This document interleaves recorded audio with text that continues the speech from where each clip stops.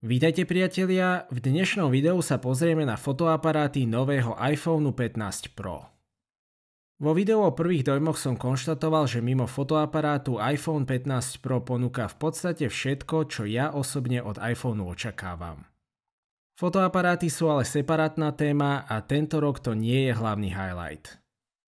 Hardware je v podstate nezmenený, čo samo o sebe nevadí, keďže na strane softvéru je veľa priestoru na zlepšenie. V tomto videu sa pozrieme na výstup a funkcie všetkých troch fotoaparátov iPhone 15 Pro. Jednotka s fotoaparátmi je vcelku rozmerná, podobne ako na 13 a 14 Pro. Zdá sa, že ľudia si na vizuál fotoaparátov už zvykli.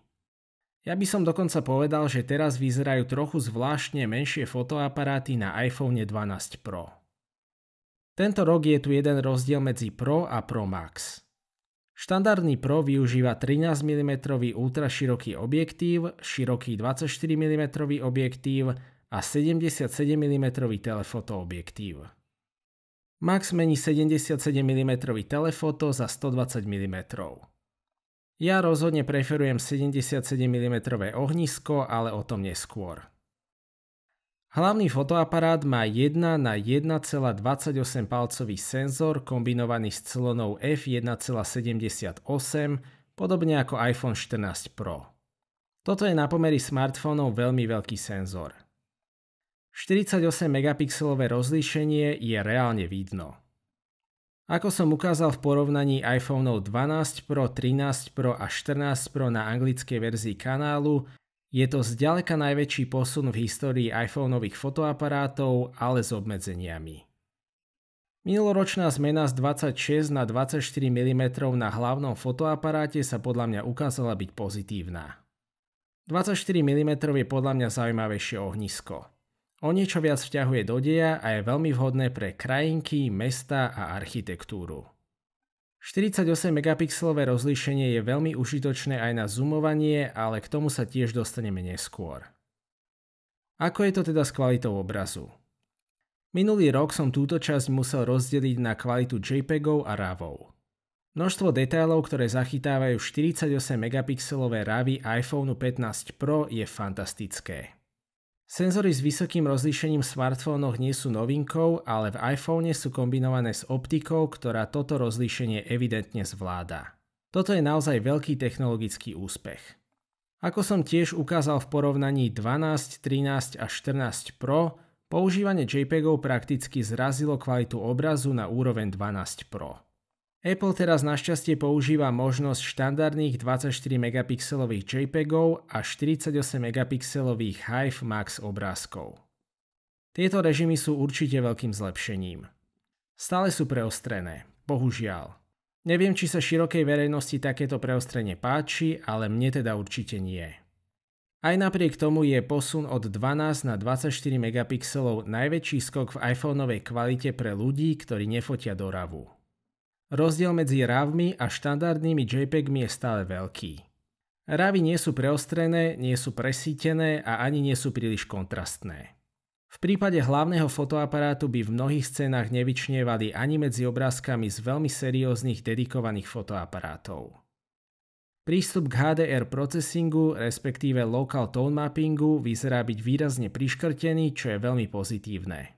Pri JPEGoch sú tiene v niektorých scénach stále preexponované, ale vyváženie bielej v tieňoch je omnoho lepšie. Scén s vodovkovým vzhľadom je teraz výrazne menej. Pleťové farby sú na pomery smartfónov veľmi dobré, čo je výrazné zlepšenie. Ultraširoká kamera vyzerá byť prenesená z iPhone 14 Pro. Používa 12 megapixelový 1 na 2,55 palcový senzor, čo je relatívne veľký senzor na ultraširoký aparát. Ultraširoká kamera kombinuje dramatické 13 mm ohnisko a solidnú kvalitu obrazu. Hlavnej kamere sa samozrejme nevyrovná, ale kvalita aj tak bohate postačuje. Rendering je rovnaký ako na iPhone 14 Pro, takže ak nechcete preostrenie a veľa kontrastu, musíte použiť RAW. Telefoto objektív má rovnaké špecifikácie ako na 13 a 14 Pro. Využíva najmenší 1 na 3,5 palcový senzor, ale stále fotí pekné obrázky. Processing na telefoto objektíve bol zlepšený na iPhone 14 Pro a trochu aj na 15 Pro. Celková kvalita je relatívne dobrá. 77 mm mi ako náhrada 50 mm objektívu na 13 Pro nesedela, ale vďaka solidnej 50 mm možnosti je u mňa 77 mm v poriadku. Solidná 50 mm možnosť je dvojnásobný digitálny zoom na hlavnom fotoaparáte. Vďaka tzv. Live orezu stále dostávate skutočné rozlíšenie, nie digitálny zoom. To platí aj o prednastavení dvakrát v aplikácii. Štandardné JPEGy s dvojnásobným zväčšením sú bohužiaľ stále 12 megapixelové. Kvalita obrazu je v podstate veľmi dobrá. Množstvo detailu je určite dostatočne dobré na zamýšľané účely. Ako obvykle, pre maximálnu kvalitu foťte do RAWu.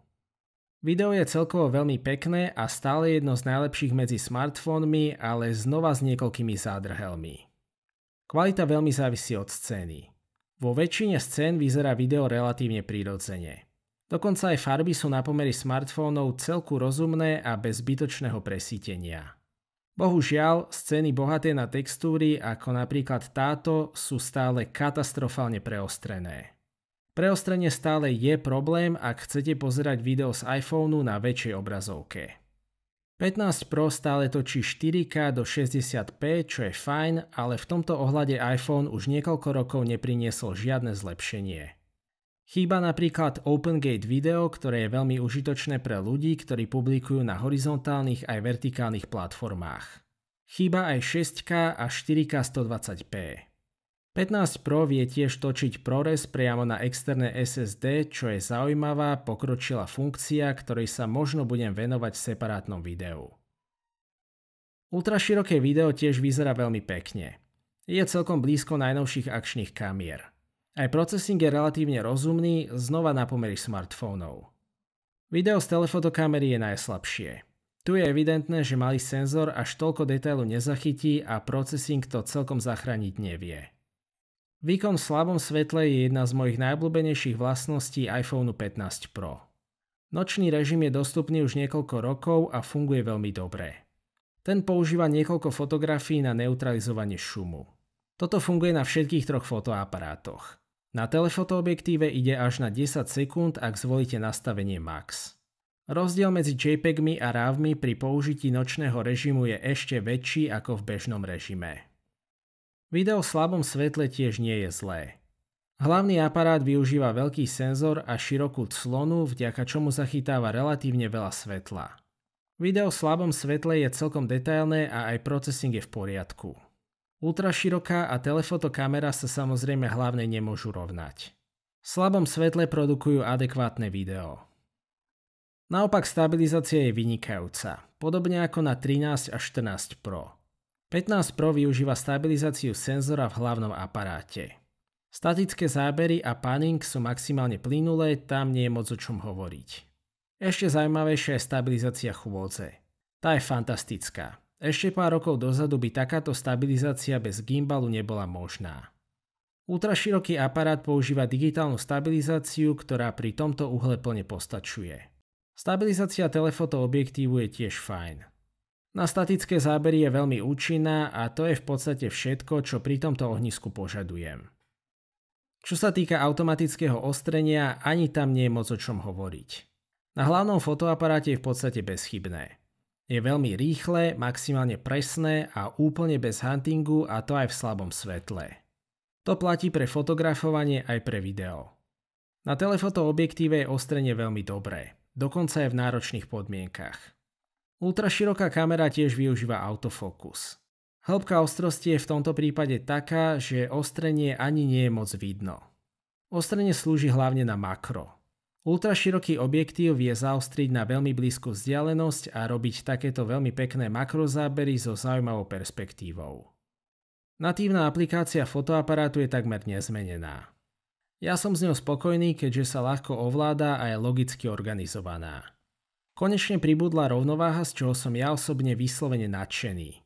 Vodováhu používam na každom serióznom fotoaparáte a preto sa veľmi teším, že rovný horizont už nebude problém ani na iPhone. Ďalšia vec, ktorá nepriamo ovplyvňuje iPhoneovú fotografiu je displej, ktorý je prenesený z iPhone 14 Pro a to je úplne v poriadku. Stále je to 6,1 palcový 460 ppi displej so 120 Hz obnovovacou frekvenciou a maximálnym jasom 2000 nitov. Hlavne ten vysoký jas je pri fotografovaní veľmi užitočný. Všetky druhy obsahu na tomto displeji už tradične vyzerajú veľmi dobre.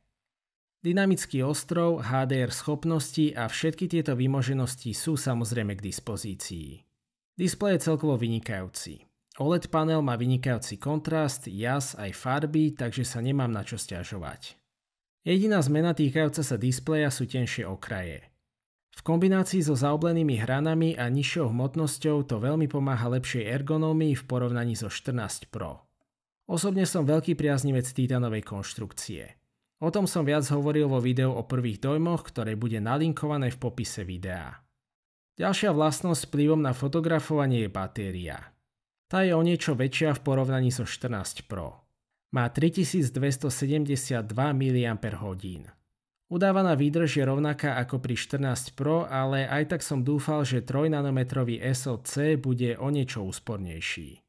To znamená, že jedno nabitie mi stále stačí na deň intenzívneho používania a to aj s použitím 80% limitu nabíjania. Za zmienku stojí aj omnoho rýchlejší štandard USB 3.0, vďaka ktorému je prenos súborov omnoho rýchlejší v prípade, ak nepoužívate iCloud alebo AirDrop. Na záver môžem povedať, že fotoaparáty iPhone 15 Pro ponúkajú veľmi solidný výstup, ale tento rok to nie je hlavný highlight. Asi najvýznamnejšia zmena je 24 megapixelový štandardný režim na hlavnom aparáte. Ten však mal byť dostupný už minulý rok, takže Apple za to moc chváliť nebudem. Najsilnejšia stránka iPhoneovej fotografie je stále 48 megapixelový RAW výstup z hlavného aparátu. Ten je vynikajúci s fantastickým množstvom detailu a veľmi prirodzeným procesingom. Výkon v slabom svetle je tiež solidný, stabilizácia je fantastická. Myslím, že HDR processing sa toho roku tiež výrazne zlepšil. Tiene vyzerajú omnoho prirodzenejšie, ale preostrenie v JPEGoch a hlavne vo videu je stále problém, ak si výstup prezeráte na väčšej obrazovke. Video je celkovo pekné, ale v posledných rokoch relatívne bez zmeny. Stále musím povedať, že iPhone 15 Pro je veľmi schopný fotoaparát. Je tomu tak jednoducho kvôli 48 megapixelovému RAW režimu. Bohužiaľ, rozdiel medzi RAWmi a JPEGmi je stále veľký. Ako som povedal v mojom videu o prvých dojmoch, mimo fotoaparátov iPhone 15 Pro ponúka v podstate všetko, čo som od iPhoneu kedy chcel. Pri fotoaparátoch je stále priestor na zlepšenie. Hlavne na strane softvéru. To už je na dnes všetko, ja vám ďakujem za sledovanie a vidíme sa v ďalšom videu.